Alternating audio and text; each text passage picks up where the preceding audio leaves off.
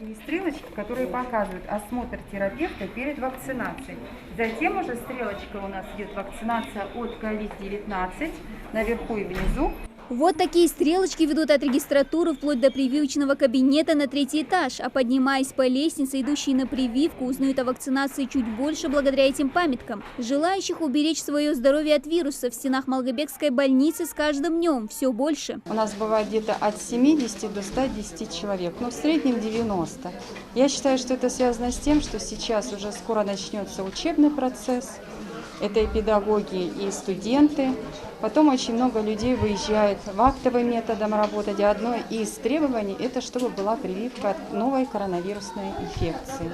Прививку делают в 2 этапа. В течение 2-3 недель у человека формируется иммунитет к коронавирусу. Через месяц проводится повторный укол для закрепления результата. На выбор пациенту даются несколько вакцин – Гам-Ковид-Вак и Эпивак-Корона. В регион уже привезли «Спутник Лайт». В больницу вакцина поступит в течение этой недели. Вакцины разные. Они отличаются, во-первых, температурой хранения.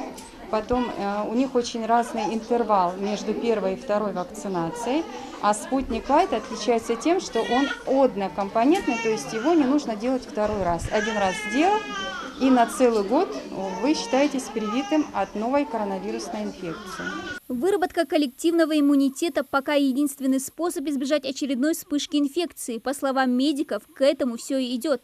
За сутки в ковидное отделение Малгобекской районной больницы поступает более 20 человек. Мест в старом стационаре попросту не хватало. И уже 2 недели, как все пациенты переведены в новый корпус на базе психодиспансера. Поступают семьи, болеют даже маленькие дети, молодые люди.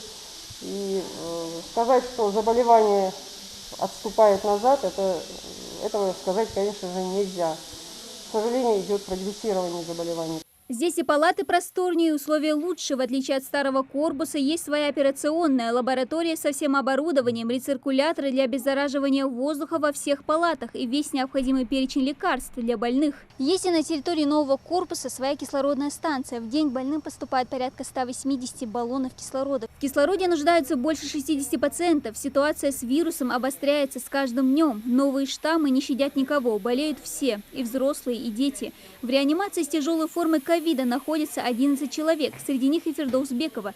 Поступила сюда неделю назад в бессознательном состоянии.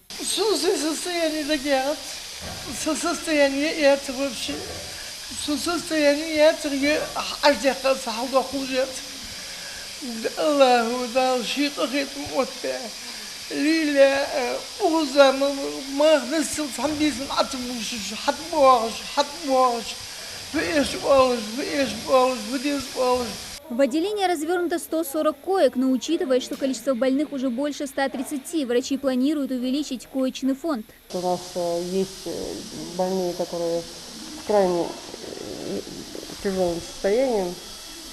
Это больные с сопутствующей патологией, тяжелой патологией, больные с почечной недостаточностью, сердечной недостаточностью. Вот. В настоящее время больные эти получают полное лечение. Надеемся, что будет положительная динамика. Всего в Малгобеке и Малгобекском районе открыто 4 прививочных пункта на базе Центральной районной больницы и в селениях Сагапши, Инарки и Новый Редант. Записаться на вакцинацию можно и через сайт госуслуг, либо прийти самим в больницу и обратиться в регистратуру. Дана Плиева, Асхаб Белакиев, Новости 24.